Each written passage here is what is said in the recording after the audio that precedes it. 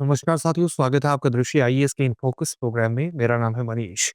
गोदावरी नदी पर स्थित बहुउद्देशीय पोलावरम परियोजना को लेकर के एक बार फिर से कुछ विवाद सामने आए हैं। ये विवाद क्या है, किस तरह के प्रश्न इस पोलावरम परियोजना पर उठाए गए हैं, साथ ही ये पोलावरम बहुउद्देशीय परियोजना क्या है, इन सभी मुद्दों पर आज इन फोकस के प्रोग्राम में चर्चा करने का प्रयास करेंगे। सबसे पहले देखते हैं कि इस पूरे टॉपिक के अंतर्गत किन पक्षों पर बात होने वाली है। सबसे पहले खबर को विस्तार से जानना है। खबर को विस्तार से जानने के बाद पोलावरम बहुउद्देशीय परियोजना के बारे में सामान्य जानकारी हासिल करने की कोशिश करेंगे। इसके बाद देखेंगे कि किस प्रकार की चिंताएं खास तौर से उड़ीसा राज्य द्वारा इस परियोजना को लेकर के उठाई गई हैं। इन चिंताओं पर बात करेंगे और साथ ही अन्य राज्यों द्वारा भी सुप्रीम कोर्ट में इस मुद्दे को ले जाया गया था, चाहे वो तेलंगाना हो या छत्तीसगढ़ हो, तो उनकी किस प्रकार की चिंताएं हैं उनको भी देखेंगे। और फिर आपके लिए एक अभ्यास प्रश्न है जिसका उत्तर आपको कमेंट बॉक्स में कमेंट करके देना होगा। ये जो पूरा विषय है ये यूपीएससी की मुख्य परीक्षा के सामान्य अध्ययन प्रश्न पत्र 3 से मुख्यतः जुड़ जाएगा। साथ ही प्रश्न पत्र 2 से भी जुड़ेगा और प्रश्न पत्र 1 से भी जुड़ जाएगा। प्रश्न पत्र 1 से भूगोल संबंधी खंडों से जुड़ेगा क्योंकि गोदावरी नदी के बारे में सामान्य जानकारी होनी चाहिए।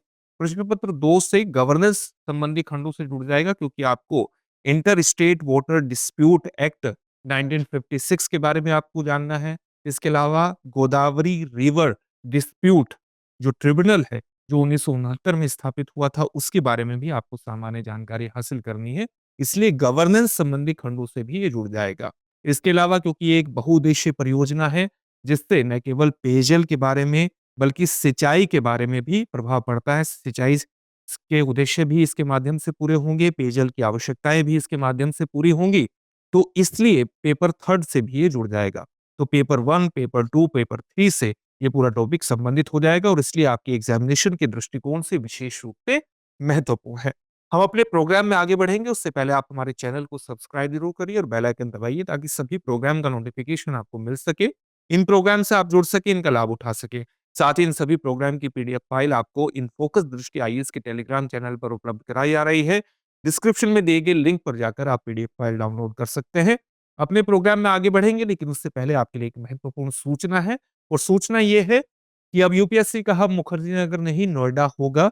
दृष्टि आईएएस मुखर्जी नगर की क्लासेस अब नोएडा में शिफ्ट हो चुकी हैं। यूपीएससी की तैयारी के लिए मुखर्जी नगर नहीं नोएडा चलें। नोएडा में 2 महत्वपूर्ण बैच हमारे हिंदी माध्यम के और अंग्रेजी माध्यम के प्रारंभ हो रहे हैं। हिंदी माध्यम का जो आईएसजीएस फाउंडेशन बैच है उसमें एडमिशन हमारे चल रहे हैं। आप उसमें जल्द से जल्द एडमिशन लेने का प्रयास कीजिए। साथ ही अंग्रेजी माध्यम का भी जो बैच है वो 12 दिसंबर से प्रारंभ हो रहा है। शाम को 6 बजे इसकी टाइमिंग रहेगी। जहां पर ये बैच प्रारंभ हो रहे हैं उसका पता भी आपको जान लेना चाहिए। पता है C171/2 block A sector 15 Noida. ये स्थान नोएडा सेक्टर 15 मेट्रो स्टेशन के पास स्थित है। आप 9311406440 पर कॉल भी कर सकते हैं। इसके अलावा प्रयागराज में भी हिंदी माध्यम का जीएस फाउंडेशन बैच 2 जनवरी 2025 से प्रारंभ हो रहा है, जिसकी टाइमिंग होगी शाम को 6 बजे। आप 8750187501 पर कॉल भी कर सकते हैं। इन बैचेस में एडमिशन ले सकते हैं, सफलता की दिशा में आगे बढ़ सकते हैं।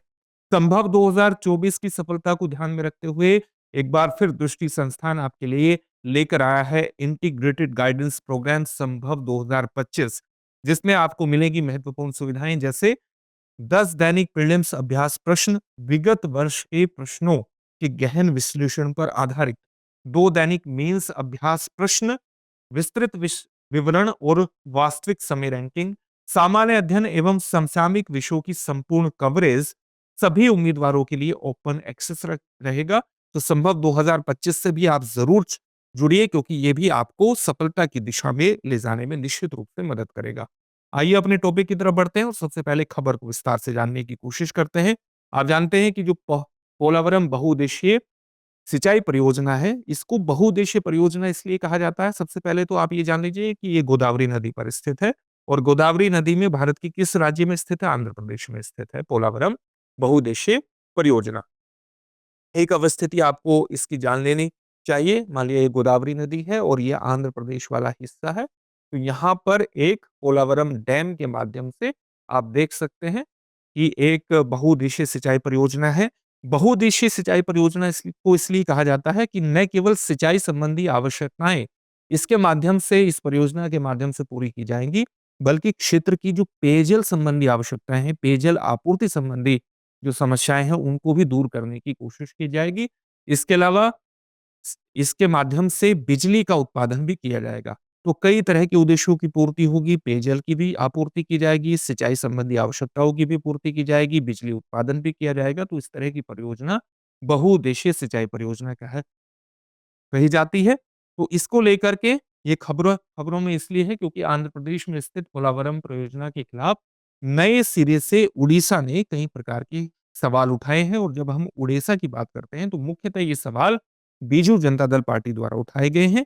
आप जानते हैं कि बीजू जनता दल पार्टी जो है वो वर्ष 2000 से वर्ष 2024 तक ओडिशा में ओडिशा में सत्ता में रही है, और उसने पहले भी इस मुद्दे को लेकर के लगातार सवाल उठाए हैं। वर्ष 2007 में इस मुद्दे को लेकर के सुप्रीम कोर्ट में भी बीजेपी जनता दल जा चुकी है। अब नए सिरे से इस परियोजना पर कुछ सवाल खड़े किए गए हैं। ये सवाल क्या है, वे चिंताएं क्या है, इनको हम समझने की कोशिश करेंगे। परियोजना से ओडिशा के मलकानगिरी में जनजातीय भूमि के जलमग्न होने का खतरा है। ये मुख्य आपत्ति ओडिशा द्वारा उठाई गई है। साथ ही बैक वाटर पर नए सिरे से अध्ययन की मांग भी पार्टी द्वारा की गई है। इसका मतलब क्या हुआ? बैक वाटर वाटर का मतलब क्या होता है? जब कोई भी धारा प्रवाह होता है, नदी का धारा प्रवाह होता है, तो वो रुकावट, किसी भी तरह की बैरियर या रुकावट के माध्यम से जब जल पीछे की ओर भरने लगता है, उससे किसी प्रकार की झील भी बन सकती है या बाढ़ भी आ सकती है। तो उस तरह के जल को हम बैक वाटर के रूप में परिभाषित कर सकते हैं। इसमें जब हम किसी जलाशय यानी रिजर्वोयर का निर्माण करवाते हैं या किसी बांध का निर्माण होता है, तो उसको भी बैक वाटर के एक उदाहरण के रूप में रखा जाता है। तो जब पोलावरम बांध की हम बात करते हैं, तो उड़ीसा की मुख्य आपत्ति यह है कि जो बैक वाटर है, उसका बैक वाटर के बढ़ने की वजह से उड़ीसा के मलकानगिरी के जनजातीय क्षेत्रों में जल भर सकता है, जलभराव हो सकता है, में जलमग्न हो सकते हैं बहुत से गाँव। न केवल उनके रहन-सहन के जो एरियाज़ हैं, जो उनके घर हैं, जो उनकी भूमि है, उससे जलमग्न हो सकती है, और इसलिए नए सिरे से इस पोलावरम बांध परियोजना का अध्ययन किए जाने की आवश्यकता है, उड़ीसा का ये कहना है, और इसी के कारण ये पूरा मुद्दा चर्चा में आ जाता है। जबकि अधिकारियों का ये कहना है, जो इस परियोजना से जुड़े हुए हैं, कि इस परियोजना का 75% लगभग काम पूरा हो चुका है। इसके अलावा तेलंगाना और छत्तीसगढ़ राज्यों ने भी इस पूरी परियोजना पे समय-समय पर कुछ न कुछ प्रश्न उठाए हैं, तो वे प्रश्न भी हम जानने की कोशिश करेंगे। सबसे पहले इस पूरी परियोजना को जान लेते हैं, और उससे पहले गोदावरी नदी के बारे में भी सामान्य तथ्यों को हमें जानना चाहिए। आप जानते हैं कि गोदावरी नदी को दक्षिण भारत की एक प्रमुख नदी माना जाता है, और ये भारत की दूसरी सबसे लंबी नदी है। इसकी लंबाई कितनी है? 1465 किलोमीटर लगभग इसकी लंबाई है। ये महाराष्ट्र के पश्चिमी घाट एरिया से निकलती है, और पश्चिमी घाट में नासिक के पास त्र्यंबकेश्वर से ये नदी निकलती है, और इस प्रकार से ये नदी बहती हुई ये प्रवेश कर जाती है, और यहाँ पर इस प्रकार से ये नदी बहती हुई आंध्र प्रदेश में प्रवेश करती है, और कई राज्यों से इसके, अगर हम पूरे बेसिन की बात करें, गोदावरी नदी बेसिन का, तो बहुत बड़ा बेसिन इसके द्वारा निर्मित है। महाराष्ट्र के अलावा तेलंगाना और आंध्र प्रदेश मुख्य राज्य हो गए, और इसके अलावा जो इसकी ट्रिब्यूटरीज हैं, वो अलग-अलग राज्यों में फैली हुई है। जैसे इंद्रावती छत्तीसगढ़ से होकर के आती है, इसी प्रकार से वर्धा महाराष्ट्र के ऊपरी हिस्सों से, और कई बार आप ये भी कह सकते हैं कि इसका जो बेसिन है, उसमें दक्षिणी मध्य प्रदेश का इलाका भी आ जाएगा। आप पूर्णा नदी को आप यहाँ पर देख सकते हैं। इसी प्रकार से इसकी एक महत्वपूर्ण सहायक नदियाँ हैं, तो बहुत बड़े बेसिन का निर्माण करती है, जिसको हम नदी तंत्र के रूप में जानते हैं, और दक्षिणी गंगा के नाम से भी इसको जाना जाता है। महत्वपूर्ण नदी है भारत की, और इसी पर पोलावरम बांध परियोजना यहाँ पर अवस्थित है। तो इसके बारे में, एक पोलावरम बांध परियोजना यहाँ पर स्थित है आंध्र प्रदेश में, और इसी को लेकर के कुछ न कुछ प्रश्न उठाए गए हैं। सबसे पहले इस बहुउद्देशीय परियोजना के बारे में ही जान लेते हैं। एक तरह की अंतर्राज्यीय परियोजना है, इंटर स्टेट प्रोजेक्ट है। इसकी परिकल्पना 1980 में की गई थी, और 1980 में जो गोदावरी जल विवाद न्यायाधिकरण है, उसकी सिफारिशों का एक भाग था पोलावरम बहुउद्देशीय परियोजना। जब हम बात करते हैं गोदावरी जल विवाद न्यायाधिकरण की, तो इसकी स्थापना 10 अप्रैल 1969 में की गई थी और इसकी जो स्थापना की गई थी वो की गई थी inter state water dispute act 1956 के अंतर्गत इसकी स्थापना की गई थी, जो भारत में नदी जल से संबंधित जितने विवाद हैं उसको सुलझाने के लिए एक अधिनियम पारित किया गया था 1956 में। और उसी के अंतर्गत गोदावरी नदी के संबंध में जो जल विवाद है उसको सुलझाने के लिए गोदावरी जल विवाद न्यायाधिकरण 1969 में स्थापित हुआ था। इसी के द्वारा जो सिफारिशें की गई थी उन सिफारिशों का एक भाग था, उन सिफारिशों में ही इसकी परिकल्पना की गई थी पोलावरम बहुउद्देशीय बांध परियोजना की। 2 अप्रैल 1980 को आंध्र प्रदेश, मध्य प्रदेश का यहाँ नाम इसलिए आया क्योंकि आप जानते हैं कि मध्य प्रदेश से अलग होकर छत्तीसगढ़ का जो निर्माण हुआ है वो नवंबर 2000 में हुआ है।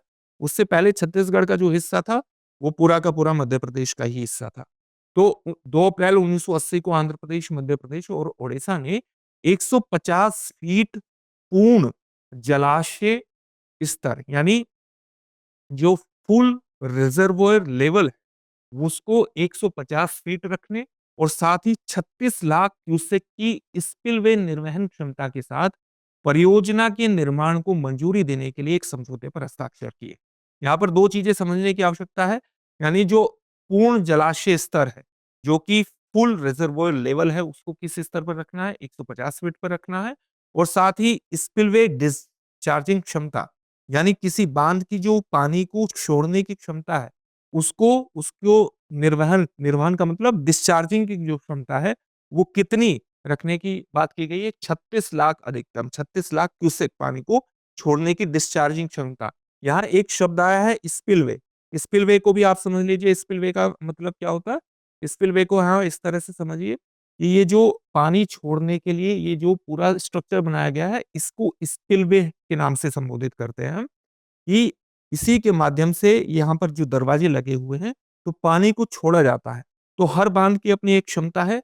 पोलावरम बहुउद्देशीय परियोजना के अंतर्गत जो तय किया गया था 1980 में हस्ताक्षर के माध्यम से वो तय किया गया था कि जो अधिकतम स्पिलवे क्षमता होगी, पानी छोड़ने की क्षमता होगी, डिस्चार्जिंग कैपेसिटी होगी, वो 36 लाख क्यूसेक की होगी। तो यहीं पर उसी के संदर्भ में बात की जा रही है, जो ये समझौते की बात है कि 36 लाख क्यूसेक की स्पिलवे निर्वहन क्षमता के साथ परियोजना के निर्माण को मंजूरी देने के लिए एक समझौता हुआ। समझौता कब हुआ? 2 अप्रैल 1980 को हुआ। किस-किस के बीच हुआ? आंध्र प्रदेश, मध्य प्रदेश और ओडिशा के बीच हुआ। आंध्र प्रदेश राज्य पुनर्गठन अधिनियम 2014 आप जानते हैं। उस अधिनियम ने इस परियोजना को राष्ट्रीय परियोजना घोषित कर दिया। आप जानते हैं कि इस अधिनियम के माध्यम से आंध्र प्रदेश से तेलंगाना को अलग किया गया था। उसी अधिनियम की धारा 90 में इस पोलावरम बांध परियोजना को राष्ट्रीय परियोजना घोषित कर दिया गया, यानी इसके संबंध में जो मुख्य जिम्मेदारी है वो केंद्र सरकार को सौंप दी गई। और जब केंद्र सरकार को जिम्मेदारी सौंप दी गई तो केंद्र सरकार की जिम्मेदारी आ गई कि चाहे वो पर्यावरण से संबंधित क्लियरेंसेस हों, या फिर फॉरेस्ट से संबंधित हो, या रिहेबिलिटेशन से संबंधित हो, या रीसेटलमेंट से संबंधित हो, तो सभी प्रकार की क्लियरेंसेस हासिल करने की जिम्मेदारी केंद्र सरकार की इसके पास चली गई। आवश्यक मंजूरी के साथ केंद्र सरकार के अधीन इस परियोजना को रख दिया गया। केंद्र ने 1 अप्रैल 2014 से परियोजना की सिंचाई घटक के लिए जो शेष लागत बची हुई थी वो 100% वहन करने पर भी सहमति अभिव्यक्त कर दी और ये निर्णय वर्ष 2016 का है। वर्ष 2016 में केंद्र सरकार ने कहा कि 1 अप्रैल 2014 से परियोजना का जो सिंचाई कंपोनेंट है, जो इसका इरिगेशन कंपोनेंट है, उसकी जितनी भी लागत होगी उसका 100% केंद्र सरकार ही वहन करेगी। तो इस परियोजना के बारे में सामान्य जानकारी हमने हासिल कर ली। अब हम देखते हैं कि इस परियोजना को लेकर के उड़ीसा की और विशेष तौर से बीजू जनता दल की क्या मुख्य शिकायतें हैं, किस प्रकार के कंसर्न है। सबसे पहला कंसर्न तो यह है कि जो बाढ़ निर्वहन क्षमता में वृद्धि हुई है, यानी जो कि एक प्रकार से डिस्चार्जिंग कैपेसिटी है उड़ीसा का, यह है कि जो स्पिलवे डिस्चार्जिंग कैपेसिटी है उसमें वृद्धि कर दी गई। इसका मतलब क्या हुआ कि उड़ीसा और छत्तीसगढ़ जैसे ऊपरी राज्यों पर पड़ने वाले प्रभाव पर विचार किए बिना ही बाढ़ निर्वहन क्षमता को 36 लाख क्यूसेक से बढ़ाकर 50 लाख क्यूसेक कर दिया गया है। यानी जो स्पिलवे डिस्चार्जिंग कैपेसिटी है, ये आरोप लगाया गया है उसको 36 लाख क्यूसेक से बढ़ा करके 50 लाख क्यूसेक कर दिया गया है, जिससे ओडिशा और छत्तीसगढ़ जैसे ऊपरी राज्यों पर कई तरह के महत्वपूर्ण प्रभाव पड़ सकते हैं और खास तौर से ओडिशा का मलकानगिरी के 162 आदिवासी गांव इससे विशेष रूप से प्रभावित हो सकते हैं, जिससे जनजातीय आबादी की भूमि और घर खतरे में पड़ सकती है। इसका कारण क्या है? इसका कारण ये है कि जब ये क्षमता बढ़ा दी जाएगी, तो जो बैक वाटर है, इसका मतलब है कि जो बैक वाटर है, उसकी भी ऊंचाई बढ़ने वाली है। बैक वाटर भी ज्यादा से ज्यादा इकट्ठा होने वाला है, तभी तो ये क्षमता बढ़ेगी। इसका उड़ीसा का मुख्य आरोप यही है कि नए बाढ़ निर्वहन डिजाइन से, जो नया बाढ़ निर्वहन डिजाइन बनाया गया है, उससे उड़ीसा में जो अधिकतम बैक वाटर स्तर है, वो मूल रूप से जो 150 फीट तय किया गया था, उसकी तुलना में 174.22 फीट हो सकता है, जिससे बैक वाटर की क्षमता या उसका स्तर बढ़ने की वजह से उड़ीसा का मलकानगिरी और खास तौर से मलकानगिरी के जो 162 आदिवासी गांव हैं, उनकी भूमि जलमग्न हो सकती है। ये भी एक बहुत बड़ी चिंता का विषय उड़ीसा द्वारा जताया गया है। उड़ीसा का ये भी कहना है, विशेष तौर से जब हम उड़ीसा की बात कर रहे हैं, तो बीजू जनता दल ने मुख्यतः इस प्रकार की कंसर्न अभिव्यक्त किए हैं। उनका कहना है कि केंद्रीय जल आयोग ने विशेषज्ञों की सिफारिशों और उड़ीसा सरकार की चिंताओं के बावजूद ताजा बैकवाटर अध्ययन नहीं किया है और वो मांग करता है। हाल ही में उन्होंने केंद्रीय मंत्री से भी इस मामले में मुलाकात की है कि ये जो अध्ययन है बैकवाटर का, ये नए सिरे से करने की आवश्यकता है और केंद्रीय जल आयोग से भी उन्होंने सिफारिश की है कि बैक वाटर का नए सिरे से अध्ययन किया जाए। जलमग्नता पर भी उन्होंने कई रिपोर्ट का हवाला दिया। आंध्र प्रदेश द्वारा 2009 में और साथ ही आईआईटी रुड़की द्वारा 2019 में किए गए अध्ययनों का भी लगातार हवाला दिया जा रहा है, जिसके अंतर्गत ये पता लगता है कि बाढ़ के पानी के बढ़ने से उड़ीसा में महत्वपूर्ण रूप से जलमग्नता बढ़ सकती है, जलमग्नता का विस्तार हो सकता है, जिसका स्तर संभावित रूप से 232.22 फीट तक पहुंच सकता है। इसलिए ये स्पिल जो स्पिलवे कैपेसिटी है, स्पिलवे डिस्चार्जिंग कैपेसिटी है, ये इसलिए बढ़ी है क्योंकि वाटर की रुकने की, बैक वाटर की जो स्तर है वो बढ़ेगी और ये वाटर का जो स्तर है, ये जो जल का स्तर है, ये 232.28 फीट तक भी जा सकता है। एक रिपोर्ट का ये भी मानना है जो आईआईटी रुड़की की है और इसी को लेकर के लगातार सवाल उठाए गए। इसके अलावा छत्तीसगढ़ ने भी वर्ष 2011 में इसको लेकर के महत्वपूर्ण सवाल उठाए थे और इस परियोजना को लेकर के वो सुप्रीम कोर्ट में गया था। छत्तीसगढ़ ने अपने राज्य में परियोजना के प्रभाव के बारे में चिंता जताई है और परियोजना को दी गई मंजूरी को सर्वोच्च न्यायालय में चुनौती दी है। इसी प्रकार से तेलंगाना ने भी वर्ष 2019 में आंध्र प्रदेश से अलग होने के बाद इस परियोजना को चुनौती दी और अपने राज्य में इसके संभावित प्रभाव का लगातार हवाला दिया है। इन्हीं सब चीजों को ध्यान में रखते हुए इससे पहले, तेलंगाना से पहले जब छत्तीसगढ़ ने इस मुद्दे को उठाया था और उससे पहले 2007 से लगातार सुप्रीम कोर्ट में बीजू जनता दल पार्टी द्वारा इसको उठाया गया है।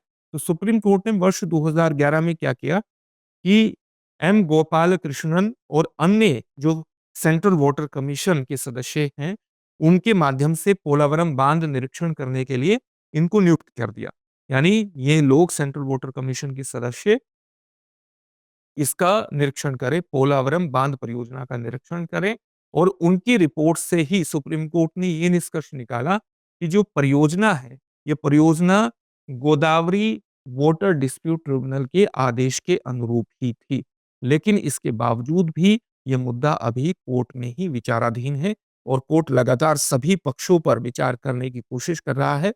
अलग-अलग राज्यों के जो कंसर्न्स हैं, उन पर भी विचार किए जा रहे हैं और साथ ही मलकानगिरी में जो जल स्तर के बढ़ने से, बैक वाटर के इस जल स्तर के बढ़ने से जो आदिवासी भूमि पर प्रभाव पड़ सकते हैं, उस पर भी विचार करने की कोशिश की जा रही है। अब ये मामला सुप्रीम कोर्ट में विचाराधीन है। इससे संबंधित एक प्रश्न देख लेते हैं। प्रश्न क्या है? पोलावरम बहुउद्देशीय परियोजना किस नदी पर स्थित है? आपके ऑप्शन है ए कृष्णा, बी महानदी, सी गोदावरी, डी कावेरी। इस प्रश्न का उत्तर आप हमें कमेंट बॉक्स में कमेंट करके जरूर दीजिए। फिर से एक नए सेशन में आपसे मुलाकात होगी। धन्यवाद। डियर व्यूअर्स, अपने एग्जाम की तैयारी को और बेहतर करने के लिए हमारे चैनल को लाइक, शेयर और सब्सक्राइब करना न भूलें।